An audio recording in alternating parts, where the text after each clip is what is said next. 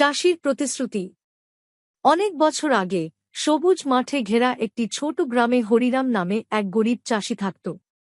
টাকা পয়সা কম ছিল, কিন্তু তার জমিই ছিল তার সবচেয়ে বড় সম্পদ।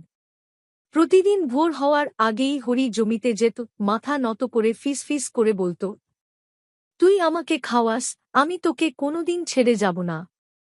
হরি ভীষণ পরিশ্রম করত। গরমের দিনে রোদের তাপে মাটি চাষ করত, শীতে ঠান্ডায় জমে গেলেও শস্যে জল দিত। প্রতিবেশীরা মজা করে বলত, এত কষ্ট করিস কেন হরি? যদি বৃষ্টি না হয় সবই তো নষ্ট হবে। হরি শুধু হেসে বলত, যে মাটিকে বন্ধু বানায়, মাটি তাকে কোনোদিন ঠকায় না। এক বছর ভয়াবহ খরা হল। নদী শুকিয়ে গেল, অনেক চাষি শহরে কাজের খোঁজে চলে গেল। কিন্তু হরি গ্রাম ছাড়ল না। নিজের হাতে ছোট্ট একটা কুয়ো খুঁড়ল, বালতি বালতি জল তুলে তার ফসলকে বাঁচাল। ঋতুর শেষে যখন সবার জমি ফাঁকা পড়ে রইল, তখন হরির মাঠ ভরে গেল সোনালি শস্যে।